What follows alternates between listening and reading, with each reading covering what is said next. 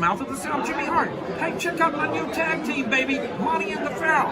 Hey, Jimmy, don't forget to tell them about Long Island's #1 pro wrestling broadcast. Well, you know what, I would, but you already did it. It's Monty and the Pharaoh. With Monty and Pharaoh. The Monty and Pharaoh Show. Monty and Pharaoh, bro. Monty and the Pharaoh. Monty and the Pharaoh. Monty and the Pharaoh. The Monty and Pharaoh Show. And you're watching the Monty and Pharaoh Show. Monty and the Pharaoh. With Monty and the Pharaoh. Monty and the Pharaoh. It's Monty and the Pharaoh. Monty and the Pharaoh. Monty and the Pharaoh. Monty and the Pharaoh. Monty and the Pharaoh. Monty and Pharaoh. It's Monty and the Pharaoh. And Monty and the Pharaoh. Oh, is it Monty and the Pharaoh? Yeah. Monty and Pharaoh. The Monty and the Pharaoh Show. Monty and the Pharaoh. To the Monty and the Pharaoh Show. And it's Monty and the Pharaoh, baby. Watching Monty and the Pharaoh. With Monty and the Pharaoh. Monty and the Pharaoh. Oh, what a run. Monty and the Pharaoh. Monty and the Pharaoh. Hey, cut music. When you want the best in professional wrestling, Long Island, there's only one place you're going to get it, right here. Monty and the Pharaoh. Now, that's not just the coolest, and that's not just the best. That, my friends, is just incredible. Monty and the Pharaoh. You've got the future Hall of Famer, that rocker, Marty Jannetty, and MJ in the house, and I'm sitting here with two more future Hall of Famers, Monty and the Pharaoh. We're doing that stuff, and we gonna rock it. Monty and the Pharaoh. Monty and the Pharaoh. Duh. Oh my God. Because wait a minute. Wrestling's fake? Yeah. Pharaoh just found that out right this moment, right now. Way to go, Al. Oh, come on, man. Sorry, Pharaoh. Dream crusher.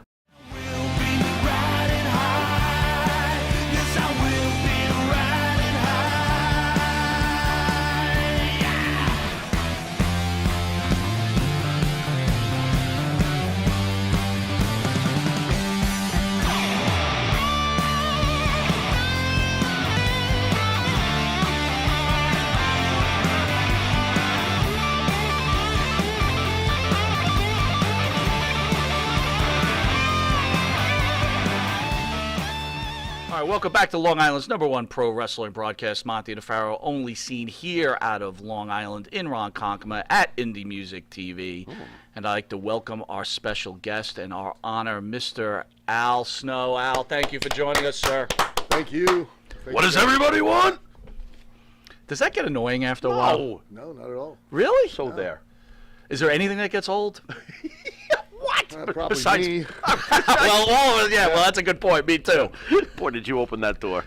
Oh, my Lord. Al, before we get into some wrestling, I just want to ask you, how are you holding up during the COVID era and what's going on in this country right now with the civil unrest that's going on? I'm doing okay. I mean, it's sad to see the situations that are out there and that are existing and going on at this time. But, we're a great country. I mean, we really, truly are. For people that have not been outside of this country and seen the rest of the world, believe me, we are genuinely blessed here. We've got our problems, we have our issues, but we always see our way through it, and I think we will see our way through all of this as well. So you think there is a future for this country?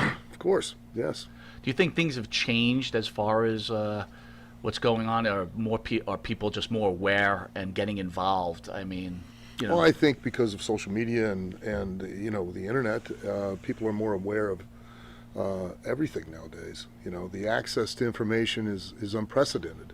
And the level of sophistication of the general population is at a much greater rate now than ever before. People were not stupid or not less intelligent. They were just more simplistic because their worldview was limited to their access. And now we have, as a kid, a 7-year-old kid can access a real-time video of the Antarctic. So that viewpoint and that level of sophistication for a general audience or a general population is going to be exponentially greater. Is that a good thing, though? Absolutely, yeah. Because we have to, I think in some ways, I think it's a good thing. I think getting to where we are in society these days, in this country especially, we have it so well that we are now starting to have the ability to focus on a lot of things and be triggered or offended by the least likely comment or expression by an opposing viewpoint, and lash out and try to cancel those people out as quick as possible, because we have the freedom to do it now. Where do you feel the media falls in as far as their responsibility? While it's true that we have an absolute, almost unlimited amount of information, what concerns me is the accuracy of aforementioned information. Where do you think the media's responsibility should lie? Should there be some sort of, and this may sound controversial, but do you think the government should do something? No. So how do, as citizens, we properly digest all this information when we do know some of it is completely misleading? You have to be self-responsible. Fair enough. It's a fascinating concept. Fair enough. But for every right that you have as a U.S. citizen or as a human being, you have a responsibility that is commensurate to that right. If you have a right to free speech, but you have a responsibility to use it in the correct manner. Well, use it without an agenda, right? Correct. I mean, you're free to do whatever you want. But you have the responsibility to behave in a civil manner by exercising that freedom, and just because somebody doesn't agree with you or doesn't see your viewpoint doesn't mean that you now have to cast stones at that person. Right. Because it's a two-way street. They may not agree with you, and you don't want them to cast stones at you because they just don't agree with you. You have to understand that for every right you have a responsibility. True. And if you're willing to give up those rights, or I should say, if you're willing to give up those responsibilities, then you're willing to give up those rights. You're going to have those rights, you're going to have those responsibilities. If somebody goes, hey, don't worry, we'll take care of your responsibilities, guess what? Now you don't have any say in the rights. Right. Isn't that what's happening right now, though? Of course it is. Okay. Because everybody wants to be a victim now. No one wants to have self-responsibility. Right. Everybody wants to blame, and this is a very hot topic, but everybody wants to, the president this and the president. Listen, those people in power do not care about you. Period. They don't. I agree. And you think that putting a different man or a female, doesn't matter, male, female, put a different human being in an office as president is going to change your life? It ain't. Not going to happen. It's still the private barbecue. You change your life. They don't do anything for you. Period. And if you think they do, ask yourself a couple questions. One, who in their right mind spends $50 million on a campaign to get a job that pays them $174,000 a year? You don't think there's another agenda there? Of course. You don't think they're going to be making that money back somewhere? Of course. Well, then why are we letting them do it? And why are we continuing to allow them to literally BS us? Listen, pro wrestling and politics are both a complete work. And in both of them, we have gotten to the point with such hubris that we think that we can sit there and tell our audiences respectively, hey, it is a work and you're still going to buy a ticket to see the show. Right. So when they take your responsibilities, guess what else they're taking? Your freedom. They're taking your rights. That's right. Simple as that. No matter what the issue is, if somebody is willing to pay the bills for you, if someone is willing to handle your responsibilities, no ifs, ands, or buts about it. It's not politics. That's real life. Then they get to have the say. As far as the media is concerned, the media has never been a point of dissemination of information. Don't fool yourselves. The media has always been a business. If you're on TV, even if you're a news station or your news segment, you're on TV to draw ratings. You're on TV to draw ratings to garner advertising dollars. If you're selling newspapers, whether you're there to report information, you're there to report news, yes, but you're there to sell newspapers, because if you don't sell newspapers, goes out of business, and then it doesn't get to report the news. So first and foremost, always remember that what you're watching is not 100% real. It is a business. What you're reading is not 100% real. It's a business. It are points of information, but you should take your own responsibility, because you have the right to do it, and access your, and do your homework and access your own points of information as well. and then get enough to where you can conjugate some kind of an educated opinion whenever you decide to voice it in a public forum. So, call me crazy, but... I don't call you crazy. Logical, Captain. I mean, And I thought we were talking about wrestling, but we got all that. listen, we go whichever. So, how you holding up with COVID? How's everything going? Oh, my God. Back to arm bars, please. Jimmy's the star of the show. He's going to hit you I with am? something called the juice. The juice? So in case That anyone sounds- doesn't know, That sounds kind of weird. a little bit. Brought me out to Long Island to have some man hit me with the juice. Yeah, that's great. It's not that juice. Is that bottle full or empty? Thoughts of the state of professional wrestling Yeah, let's go. The state of professional wrestling? Yeah. today, this day, the state of professional How wrestling. you feel about it? Oy. Well, it's another loaded question. Go for it. There is more athletic ability that is in professional wrestling now than it's ever been in the history of the sport ever. But I think that the true art form of professional wrestling is being lost due to the fact that the entry into professional wrestling has become so accessible and easy, and the proliferation of training schools literally around the world has led itself to where you have a lot of the blind leading the blinder, and has created the degradation of what the real art of professional wrestling is. What is the real art of professional wrestling to Al Snow? It's not to me. This isn't an opinion. Okay.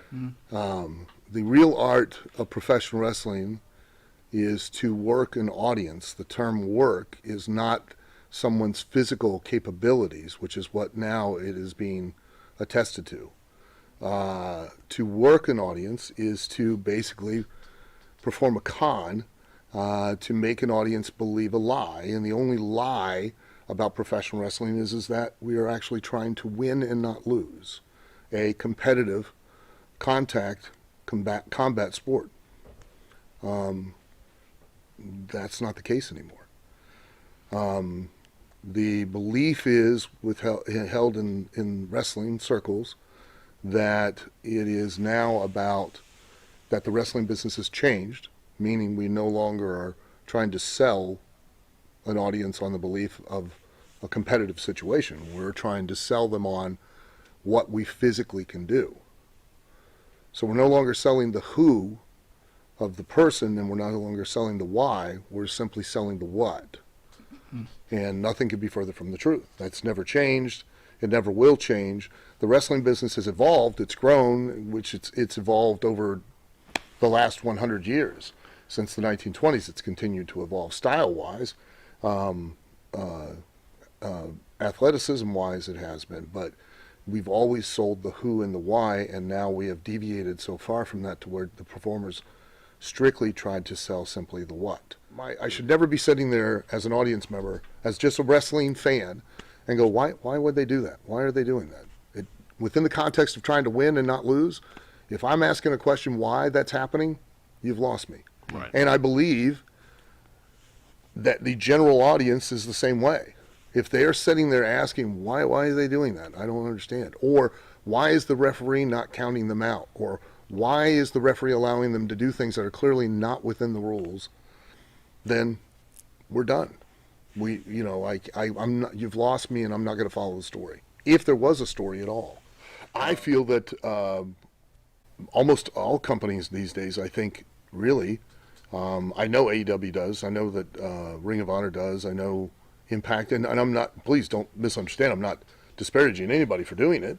But I think primarily their product and their approach, they market to a wrestling fan audience, strictly a wrestling fan audience. And I am consciously trying to market towards a general audience as much as possible. So, those are two different approaches. And, I think what we do in OVW appeals to a wrestling audience. I think also if you're the average person flipping through the channels and you see what we're doing there, that the biggest compliment I've gotten is that I've had people that, one, were never wrestling fans, and two, that were casual ones that have come or watched the show and then were like, you know what, I really enjoyed this because, and this was the statement, I could sit down and I could pick up on what everybody was doing, who they were, why they were doing it, what was at stake, and I could follow the stories like that. And that, for me, is the biggest compliment I could get. You know, the last thing I ever want is for you to come in and be sitting there and just be confused and be like, I don't know who to cheer, I don't know who to boo, I don't know who to, you know, want to be. I just don't, I can't follow this.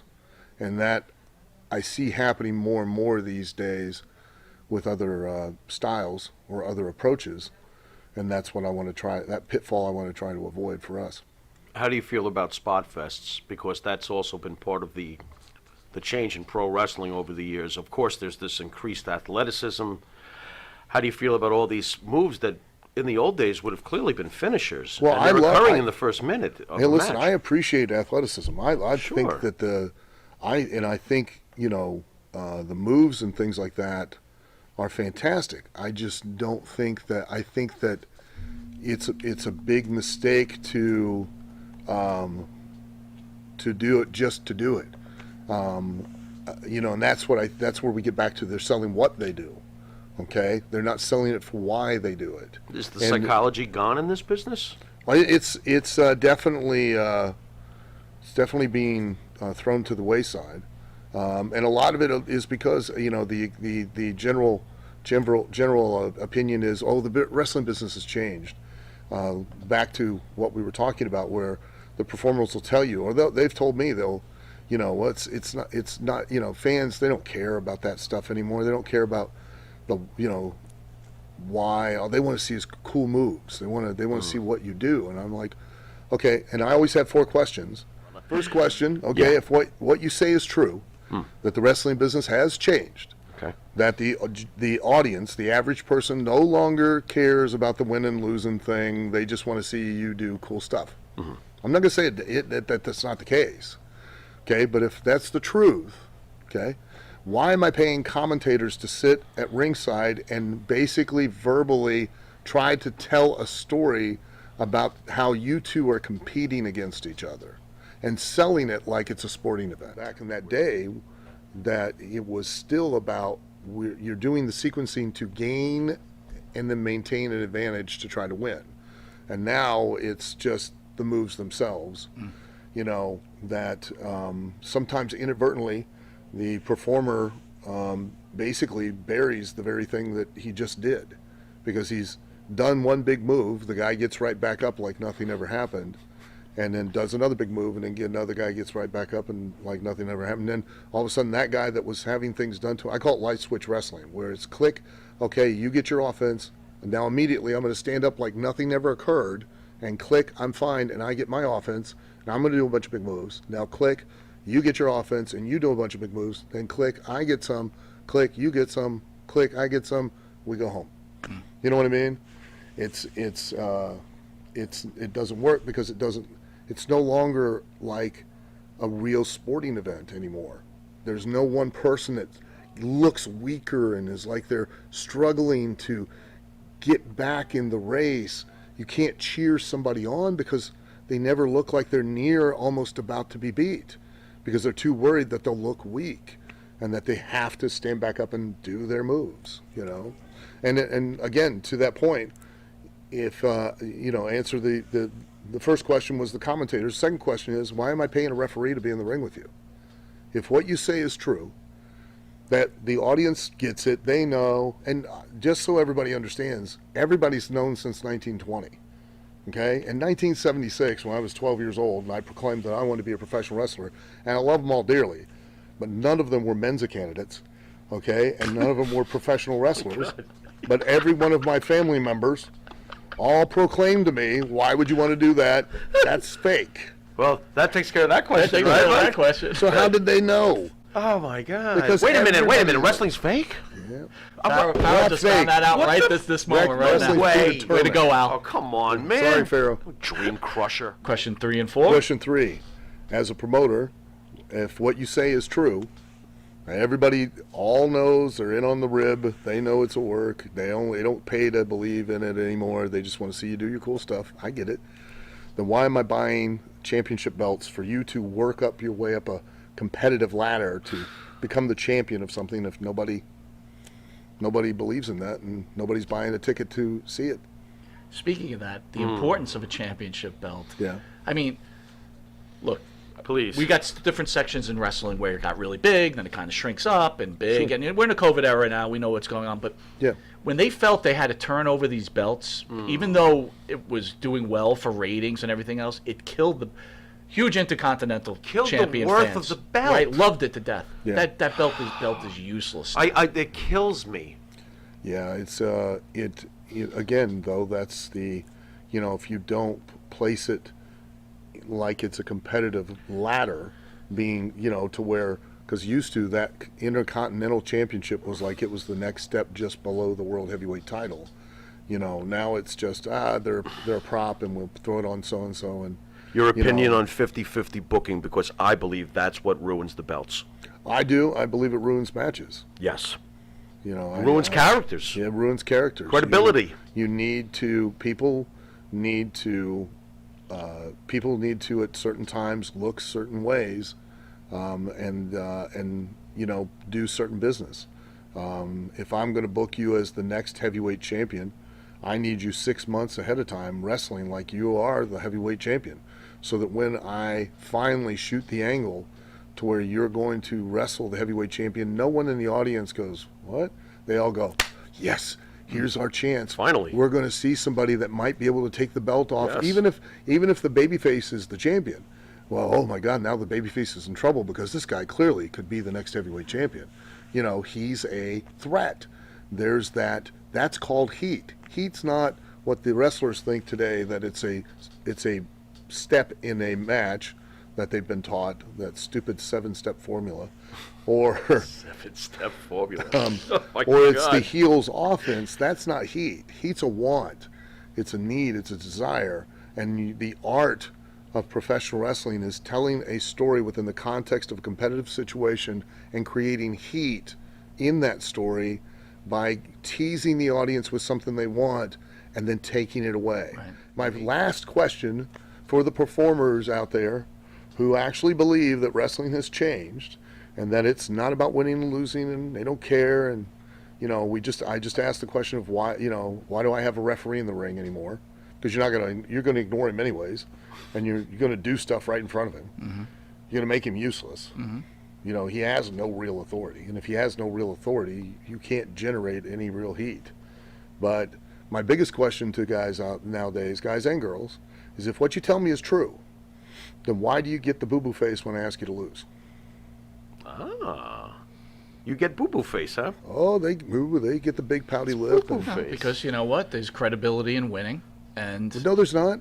Not You according- can't have it right. both ways now. He's got him. you're right. He's got 'em. You're You can't 100% tell me right. that, hey, it's not that the fans don't care and they're only here to see the cool moves, and I can ignore the referee and I can just get up after you've given me 32 big moves and act like it never happened, because the only reason I'm going to give you 32 big moves is so that it looks like I have a chance of winning and you're in trouble and you might lose. But if you just stand up, well, that all goes away. But now you're going to wrestle like that, but now when I ask you to lose, you're going to get upset and be like hurt, and you're going to, oh, you're trying to bury me. No, I'm not.